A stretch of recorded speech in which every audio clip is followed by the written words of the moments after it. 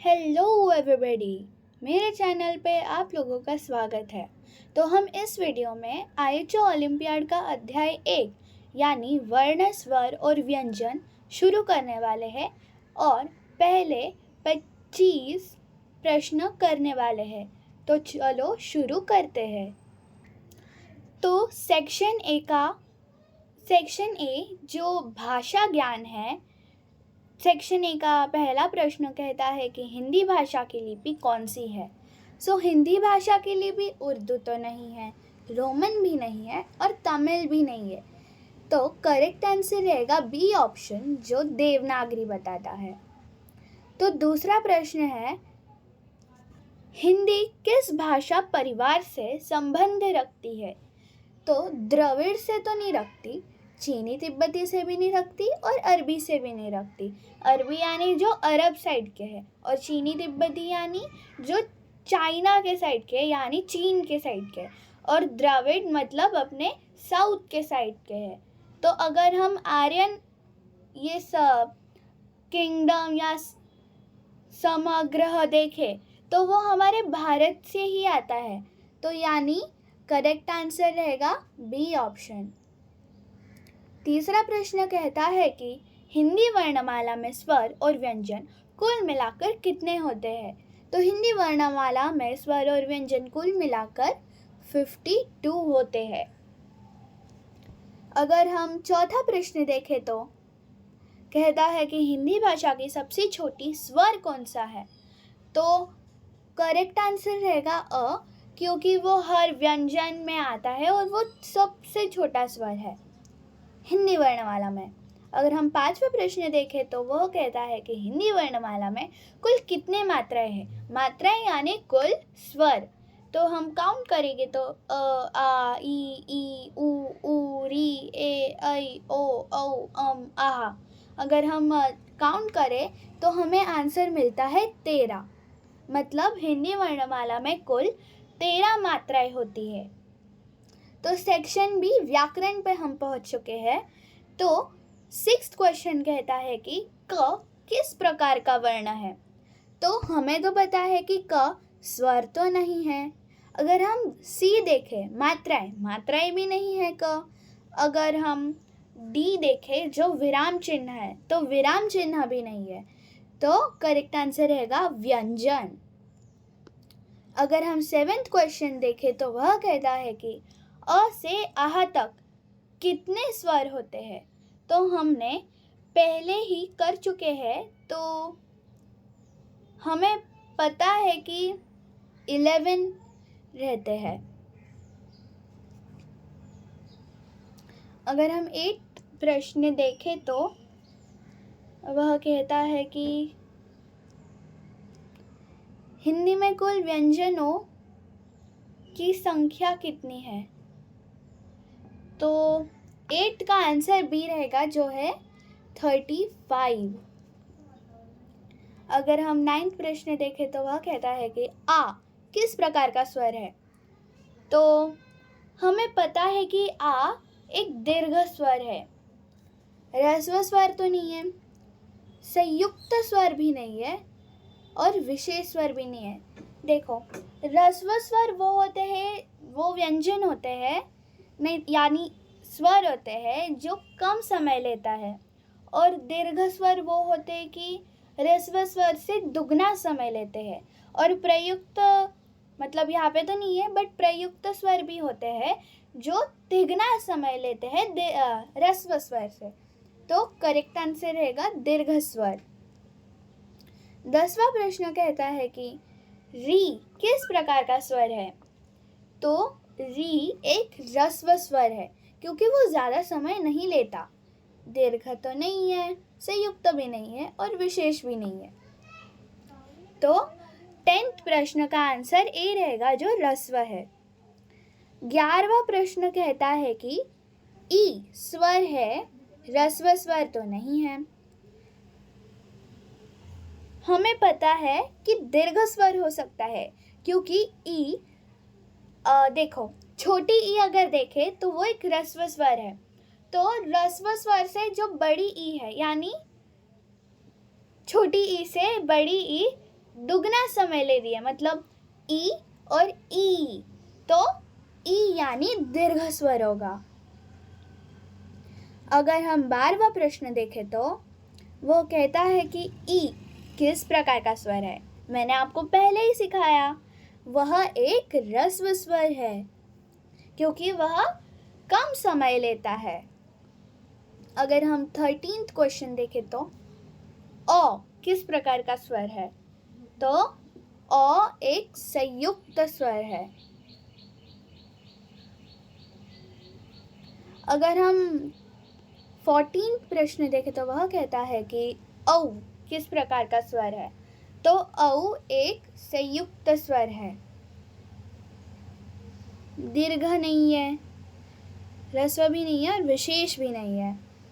अगर हम 15th प्रश्न देखें तो वह कहता है कि ए और ऐ किस प्रकार के स्वर है, तो ए और ऐ संयुक्त स्वर है, तो संयुक्त स्वर करेक्ट आंसर है। दीर्घ स्वर नहीं है, ह्रस्व स्वर नहीं है और विशेष स्वर नहीं है। तो मैं आपको बताना चाहूँगी कि मैं वीडियो के लास्ट में आपको ये जो सब टाइप्स के स्वर है मैं ये सब सिखा दूँगी। तो अगर हम 16th प्रश्न देखें तो वह कहता है कि औ और औ किस प्रकार के स्वर है, तो हमें पता है कि अ और औ संयुक्त स्वर है, तो करेक्ट आंसर संयुक्त रहेगा। अगर हम 17th प्रश्न देखें तो वह कहता है कि को क्या कहते हैं, को अनुस्वार कहते हैं। अगर मैं आपको बताऊँ अच्छे से तो ये जो यहाँ पे जो बिंदी आती है वो अनुस्वार कहलाती है, और यहाँ पे अगर कोई शब्द है और यहाँ पे 2 बिंदु है तो यहाँ पे अनुनासिक का प्रयोग हो रहा है, तो करेक्ट आंसर रहेगा अनुस्वार। अनुस्वार है। अगर हम 18th प्रश्न देखें तो वह कहता है कि आहा को क्या कहते हैं, तो आहा को अनुनासिक कहते हैं। मैंने आपको यहाँ पे सिखाया, मतलब पहले ही सिखा दिया है। अगर हम सेक्शन सी पे पहुँच गए हैं, वेरी गुड। तो सेक्शन सी शब्द एवं ध्वनि ज्ञान, मतलब वर्ड एंड साउंड नॉलेज हमें क्वेश्चन रिलेटेड है। तो 19th क्वेश्चन बोलता है कि प किस वर्ग का व्यंजन है, तो जो प है वो प वर्ग का आता है, मतलब डी ऑप्शन। अगर हम 20th क्वेश्चन देखें तो वह कहता है कि ग किस वर्ग का व्यंजन है, तो वह क वर्ग का है क्योंकि वो क की लाइन में आता है। जैसे क ख ग, तो क ख ग घ ड, तो ये इस लाइन में ग आता है, तो करेक्ट आंसर रहेगा क वर्ग का। और यहाँ पे भी सेम है, तो प फ ब भ म ये यहाँ पे आता है ना, तो वो प यानी प वर्ग का ही रहेगा। जो फर्स्ट लेटर होता है वो वर्ग कहलाता है, ठीक है। तो 21st क्वेश्चन बोलता है कि ञ का उच्चारण किस वर्ग में आता है, सॉरी ईया है ना, तो 21st का आंसर है च वर्ग में। जैसे च छ ज झ ईया, तो ये सी आंसर करेक्ट रहेगा। ईया आता है ना च के लाइन में अगर हम देखें तो अगर 22nd देखें हम क्वेश्चन, तो स किस प्रकार का व्यंजन है, तो जो स है वो दंत्य, मतलब अगर हम स का उच्चारण करें तो करो आप लोग, तो हमारे जो टीथ है और टंग है तो वो ऐसे टच कर रहे, यानी मतलब अगर हम कॉमनली टीथ ही बोलेंगे, अगर हम टीथ अगर पास में लाए और हवा निकाले तो स का उच्चारण होता है, तो स का प्रकार व्यंजन है दंत्य। करेक्ट आंसर है बी ऑप्शन। 23rd प्रश्न कहता है ल कौन सा व्यंजन है? तो हमें अगर हम ल का उच्चारण करें तो वह हम करके देखते हैं। जैसे ल, तो ये हमारे कंठ से भी आवाज़ आ रही है और हमारे टंग भी टच कर रही है, तो यानी इसका करेक्ट आंसर रहेगा अंततः स्त। तो अगर हम 24th क्वेश्चन देखें तो वह कहता है कि श किस स्थान में उच्चारित होता है? ओके, तो 24th का आंसर चलो हम करके देखते हैं। श, तो ये देखो ना, हमारी टंग से होता है, जो टंग को हम हमारी हिंदी में बोलते हैं कि मुझे इतना याद नहीं आ रहा, बट ऐसे हम कोई वर्ड में यूज़ करते हैं तो ताल, ये वर्ड यूज़ होता है, तो करेक्ट आंसर रहेगा तालव्य। 25th यानी हमारे वीडियो का लास्ट क्वेश्चन बोलता है कि ह किस स्थान से उच्चारित होता है? तो 25th का आंसर रहेगा ए ऑप्शन। हम चलो साउंड करके देखते हैं। ह, चलो हम हमारे जो नेक है, मतलब यहाँ पे जो गला है, उसको हाथ रखते हैं और ह बोलते हैं। ह, तो देखो ना, हमारे कंठ में हम वाइब्रेशंस फील करेंगे, तो ह स्थान का उच्चारित होता है कंठय में। तो अभी मैं आप लोगों को जो स्वर के प्रकार सिखाऊंगी, तो चलो शुरू करते हैं। तो पहले अगर हम स्वरों के प्रकार देखें तो स्वरों के कुल 3 प्रकार होते हैं। तो पहला प्रकार होता है ह्रस्व स्वर।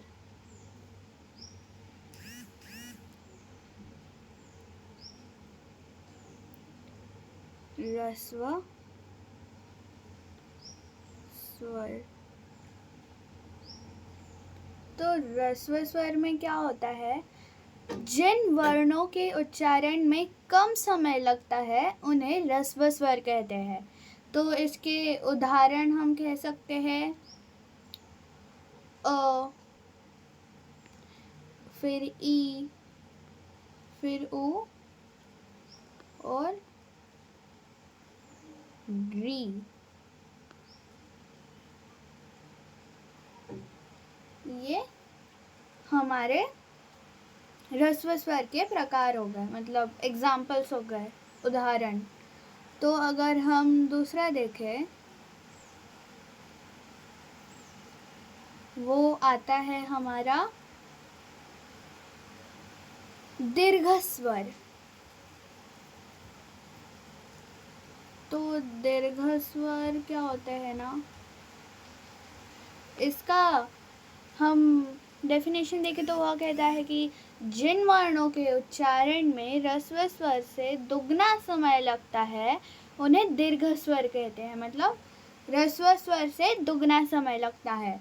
तो इसके एग्जाम्पल्स अगर हम देखेंगे, मतलब वो ही दीर्घ स्वर है, जो वो है आ, फिर ई, फिर ऊ, ए,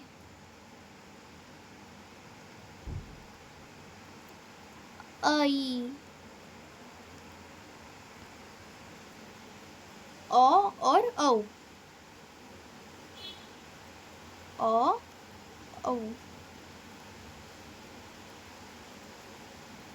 ठीक है, तो ये हमारे दीर्घ स्वर के एग्जाम्पल्स हो गए। फिर अगर हम देखें थर्ड, तो वह होता है प्लुत स्वर। क्या होता है? प्लुत स्वर। मैंने पहले प्रयुक्त स्वर कहा था जो गलत था, बट ये प्लुत स्वर करेक्ट है। तो इसका डेफिनेशन होता है कि इसके उच्चारण में ह्रस्व स्वर से तिगुना समय लगता है, मतलब जो ह्रस्व स्वर होते हैं उसके 3 टाइम्स समय लगता है। तो हाँ, अगर हम देखें तो भाषा में एक ही प्लुत स्वर होता है, ठीक है, जिसे मतलब अगर हम कुछ भी लिख ले तो जैसे एक ही होता है, कोई भी ये ले लेते हैं, अपन शब्द ले लेते हैं सुनो, तो हम अगर ये लगाएंगे तो ऐसे बोलते हैं ना, अगर बस हम ऐसे लिखे कि सुनो तो बस ऐसे सुनो हो जाएगा। बट अगर हम ये लगाएंगे ना डबल एस टाइप, तो वो हो जाएगा सुनो सुनो, मतलब कुछ ये लग जाएगा, मतलब हमारी वोकल्स लग जाएंगे। तो ये जो है ये प्लुत स्वर है। तो ये स्वरों के प्रकार हो गए जो है,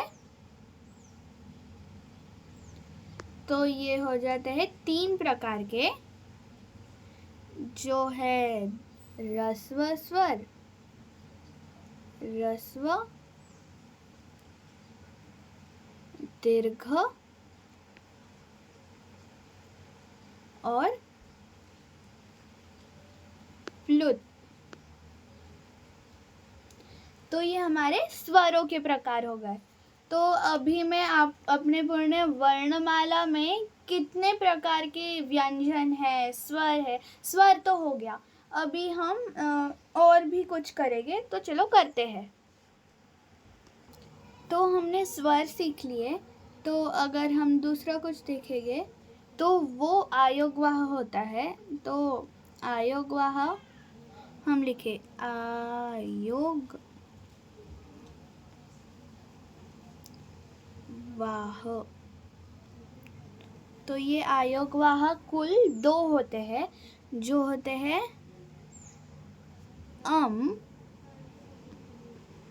और आहा, सॉरी,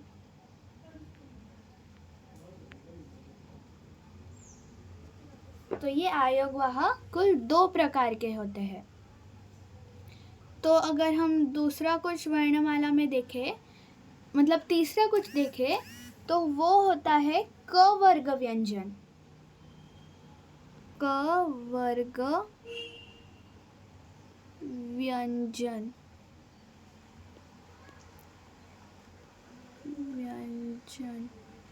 तो क वर्ग व्यंजन वो होते हैं, जैसे हम अगर हमारी वर्णमाला बोले क ख ग घ ड़, तो ये क के जो लाइन में जो भी शब्द आते हैं वो हो जाते हैं क वर्ग व्यंजन।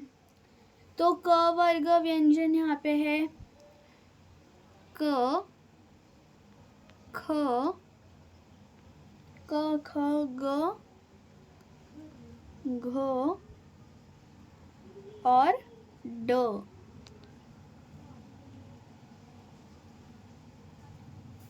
तो इतने होते हैं। अगर हम कुछ चौथा देखें वर्णमाला में, तो वो अनुनासिक होता है। वो एक्चुअली तीसरा था, बट गलती से मैंने चौथा कर दिया, तो तीसरा ही समझना आप उसको। तो वो अनुनासिक होता है, अनुनासिक,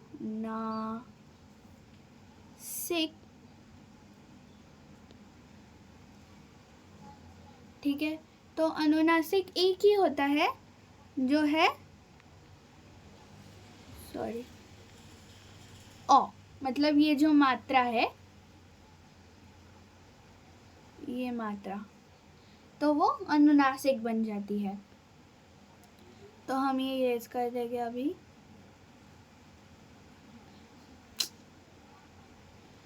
तो हम दूसरा मतलब और कुछ देखें तो वो च वर्ग होता है।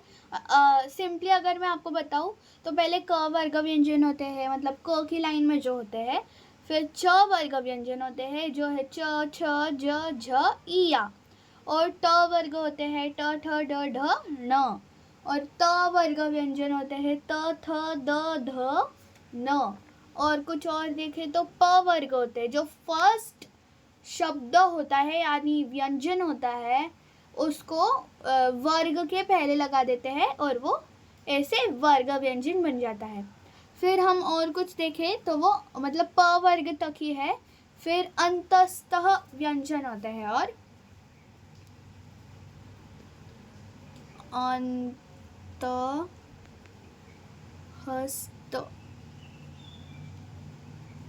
व्यंजन।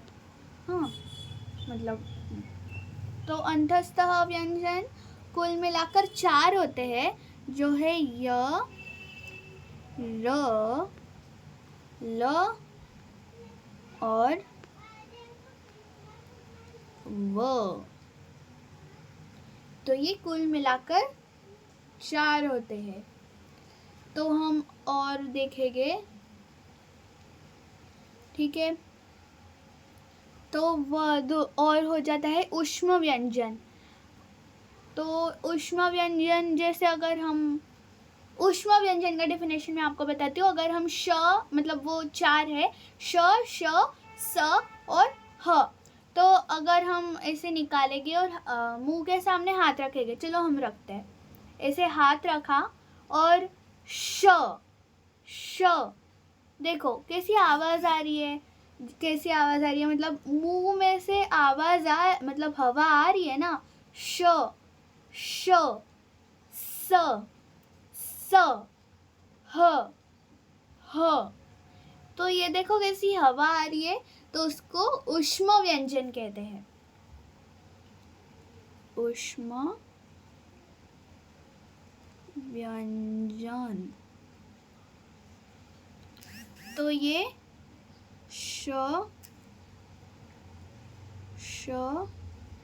स और हो जाते हैं। और हम देखेंगे तो वो अपना हो जाएगा संयुक्त व्यंजन। संयुक्त। तो संयुक्त व्यंजन सिंपली अगर हम नॉर्मल वर्ड्स में बोले तो कोई भी व्यंजन, कोई 2 व्यंजन या फिर 3 व्यंजन साथ में मिलकर एक व्यंजन बनाता है तो उसको संयुक्त व्यंजन कहते हैं। अगर हम ले लेते हैं पहले श, तो ये कैसे बनता है? ये क अधिक श ऐड हम करेंगे तो हमें क्या मिलेगा? क्ष मिलेगा। फिर हम दूसरा और कुछ देखें, मतलब टोटल 4 होते हैं संयुक्त व्यंजन। फिर हम त्र देखेंगे तो हमें तो ये पता ही है, ये त अधिक र बनाता है त्र। फिर हम और देखेंगे, फिर त्र ज्ञ, तो ज्ञ को हम बनाते हैं ग अधिक ज्ञ, तो क्या बन जाता है हमारा? ज्ञ। तो हम और देखेंगे तो वो होगा और श्र। श्र तो सबको ही पता है, अपना हो जाएगा श अधिक र यानी श्र। तो यहाँ पे हमारे टोटल 4 तरीके के संयुक्त व्यंजन हो गए। और हम कुछ और देखेंगे, ठीक है। तो वो हमारा हो जाता है आगत स्वर। आगत स्वर बस एक ही है, आगत स्वर। आगत स्वर हमारा एक ही है जो है ओ, बस एक ही है आगत स्वर। और हम देखेंगे तो वो आगत व्यंजन है, ठीक है।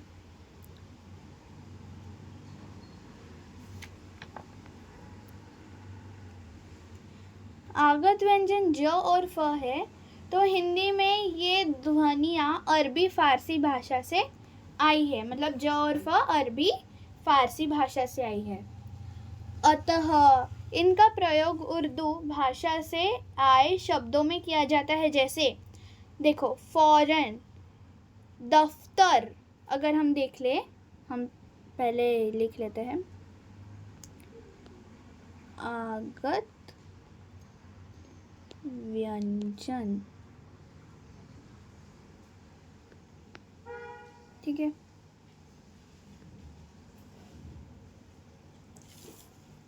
तो ये शब्द जो होते हैं वो अरबी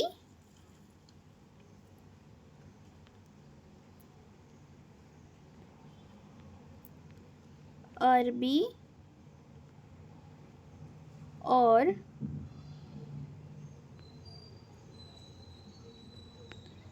फारसी से आते हैं, ठीक है। अरबी और फारसी से आते हैं।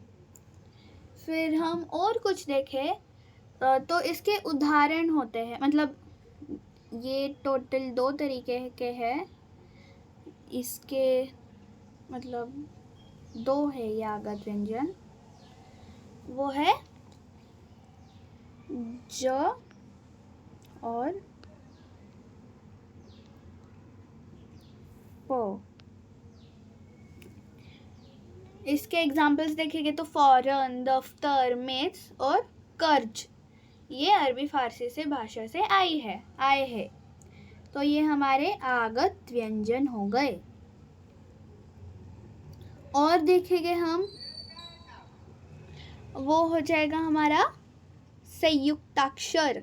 संयुक्ताक्षर वो होते हैं जब एक स्वर रहित व्यंजन किसी स्वर रहित सहित व्यंजन के साथ आता है, उसे संयुक्ताक्षर कहते हैं। जैसे अगर हम फॉर एग्जांपल कोई भी त और य को करते हैं, हम पहले त मतलब एडिशन जब होता है और हमारा अलग एक दूसरा अक्षर आता है, तो वो आता है उससे, मतलब ये जो है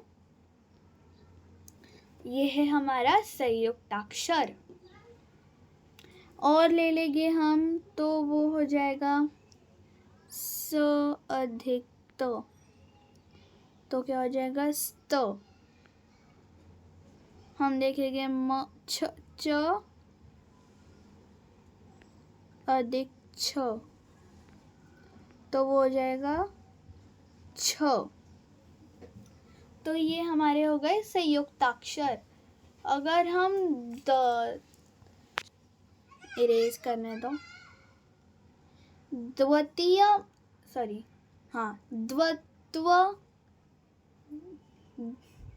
द्वित्व व्यंजन होते हैं वो, तो वो उसका डेफिनेशन अगर हम देखें तो वो कहता है कि जब 2 समान व्यंजनों का मेल होता है जिसमें पहला व्यंजन स्वर रहित और दूसरा स्वर सहित होता है, उसे द्वित्व व्यंजन कहते हैं।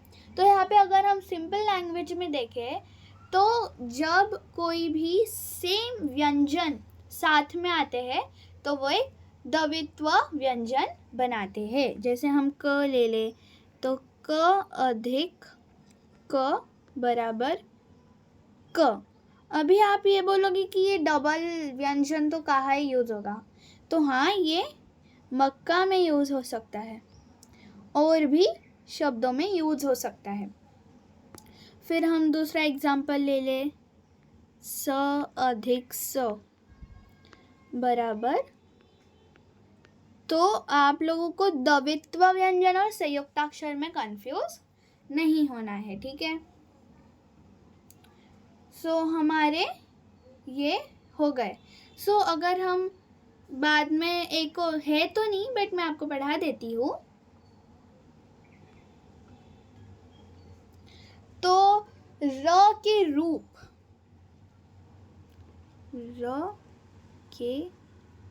रूप मतलब ये शब्दों में कैसे कैसे यूज़ हो सकता है। तो पहले तो र का मूल रूप, मतलब मूल रूप हो सकता है यूज़,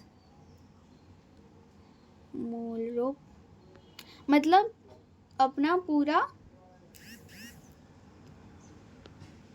र। फिर हम दूसरा और कुछ देखेंगे। फिर हमारा दूसरा आ जाता है रेफ। रेप नहीं, रेफ। तो रेफ मतलब ये एक यहाँ पे ये है, वो ये आ जाएगा, ठीक है। तो फिर हम दूसरा देखें तो वो आ जाएगा पदेन। पदेन। तो पदेन यानी देखो, अगर हम देख लें, कोई शब्द ले लेते हैं अपन फॉर एग्जाम्पल के लिए।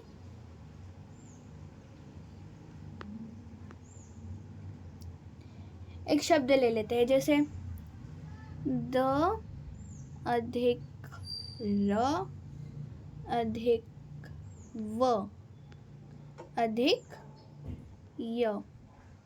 तो यहाँ पे देखो हमारा यहाँ पे आर आ रहा है। तो ये शब्द में इसका यूज कैसे होगा पता है आपको? ये शब्द में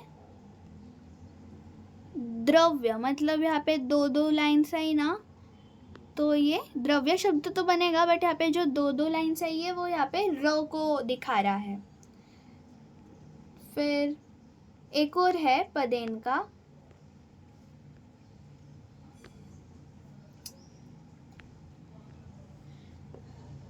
वो ये होता है, लाइक एक और ले लेते हैं हम पहले व लेंगे, अधिक र अधिक त। तो देखो इसका पूरा हम एडिशन वगैरह सब करेंगे तो हमें मिलेगा व्रत। तो यहाँ पे जो दो लाइन आई है ना, एक ही लाइन आई है, वो रो को दिखा रहा है, तो यहाँ पे हमारा पदेन यूज हो गया। अगर हम और देखें तो पदेन के अलावा हमारा है